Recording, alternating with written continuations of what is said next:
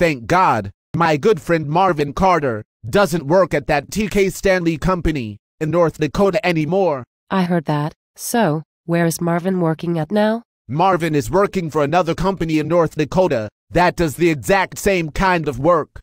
But they treat their employees with a whole lot more respect than that TK Stanley company does. And a driver doesn't have to kiss ass to move up within the company. This new company Marvin works for encourages all their employees to learn all of the company's job functions and to be able to run any of their equipment. But not at TK Stanley. Plus he's making nearly twice the money he made with TK Stanley, and with a guaranteed salary. You don't say. I was under the impression that TK Stanley was one of the best companies in North Dakota to work for moving drilling rigs. Not by a long shot. I'll have to tell you more about that later. Marvin did tell me that he thought Steve Jones and the owner Steve Farah were pretty good old boys. But over half the truck pushers they had working for them in their North Dakota operation were pure assholes. Especially that one named Flea. And the same went for their dispatchers too. And he even went on to say that those dispatchers in their Waynesboro's office took the cake in being even more ruder. And in their main back office, with maybe the exception of Tanya, there was just more of the same grishiness, especially with Ethel. He said that it wasn't unusual for any of the dispatchers to curse at or refer to a driver as bitch or other derogatory words repeatedly as each driver checked in at the beginning of the day. The stories Marvin told me left me shaking my head, convinced that working at TK Stanley was like hell on earth. Really? That is so sad. But why didn't Marvin just quit? Well, Marvin did quit, but ended up in another bad situation that made TK Stanley not seem quite as bad as they were. Marvin contacted one of his friends that he did of back at TK Stanley and was rehired less than a month after quitting.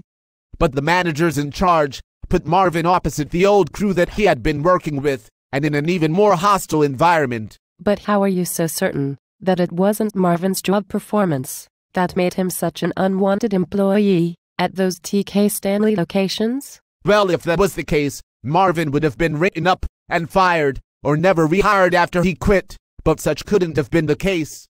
Especially when the chief truck pusher in North Dakota at that time was the one that spoke up and got Marvin rehired due to the good job that he had done for the company before quitting. Well, I guess that does make sense. You have to understand that what is really going on with the TK Stanley company in North Dakota, besides hidden racism, is a clique of real good old boys that are wanting to get their friends hired, and when a guy like Marvin is hired, thoughts one opening that one of their friends can't fill. You don't say. And didn't I hear you mention hidden racism? And a guy like Marvin, you mean because he's black? That's exactly what I mean, but I don't feel like wasting my breath with you if you don't think that's a reality or too far-fetched. Marvin has even told me that he has had more than one white man that spent time in that Waynesboro office mention things like, why is it that you don't see anybody black in that Waynesboro office? And how they have heard for themselves how black people are referred to using the N-word by folks working in that Waynesboro office. That's one of the reasons why I'm so glad Marvin doesn't work for that TK Stanley company anymore. I don't think he would ever have as good of a future at TK Stanley as he has at the new company that he is with. And not to mention their North Dakota operations. Marvin said that the hidden racism is so thick there amongst the hierarchy, in charge, and even those not in charge, that you could cut it with a knife. And that he has also been told on more than one occasion, and by more than one white man there also, at TK Stanley in North Dakota, that the usage of the N-word is surely no stranger amongst the managers running things for TK Stanley in North Dakota. I hate to hear all this, but I don't doubt it. So given all this, do you blame Marvin for feeling the way he does about this TK Stanley company? Or are you one of those that need to hear more?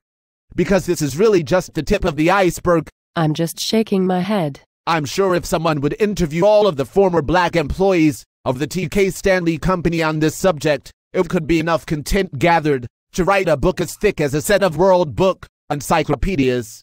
Because this situation didn't just start yesterday. But Marvin's biggest gripe hasn't been this obvious racism, but the money he was beat out of back when he first started with TK Stanley in North Dakota last year, and still no reimbursement. And Marvin wasn't the only one either. $25 per hour plus overtime for all hours worked seemed like very good money. Working 3 weeks on and 3 weeks off, Marvin was told that this is what he would make per hour if he drove for the TK Stanley Company in North Dakota hauling drilling rigs. But it was only after Marvin saw his payroll settlement sheets that he realized he had been given the okie doke. Marvin was instead being paid $20 per hour rather than the said $25 per hour manager Steve Jones had told him. That is criminal. And when Marvin talked to Tanya in the Waynesboro office, she told Marvin that he would have to take that up with Larry Pacific, whom was over all operations in North Dakota and more. Tanya later informed Marvin that Larry was making his raise effective immediately. Marvin was wondering what raise, but didn't argue about it at that time. But after he got his next payroll check, Marvin saw that it was short over $1,600 and called trying to speak to Larry Pacific about the shortage, and was informed through Tanya again that he was not going to be paid the $5 extra per hour they owed him for that 3-week hitch. So, you are saying that they never informed Marvin before going to work that he was going to earn $5 less per hour on that first 3-week hitch? Yes, that is exactly what I am saying, and whom is exactly responsible for this being done the way it was. Marvin said that he wasn't certain, but it appears to be a practice of the TK Stanley Company in North Dakota that should be illegal at the very least. Because Marvin said he had a list of names of employees that this very same thing had also happened to during the time he was there. They were told they would be paid one rate before going to North Dakota, and then once in North Dakota they received their first check without ever being told otherwise, and it would be hundreds of dollars short. What does Marvin plan to do with the list? Is he planning to sue the TK Stanley Company for lost wages? I'm not sure, but knowing Marvin, he's planning something. But I'm sure Marvin would forget all about part of these grievances if he got the more than $1,600 that he was supposed to get, and back with interest. Well, shame on the TK Stanley Company for allowing people within their company to ride roughshod over people like that. That's a crying shame, and the other things, like all the racism.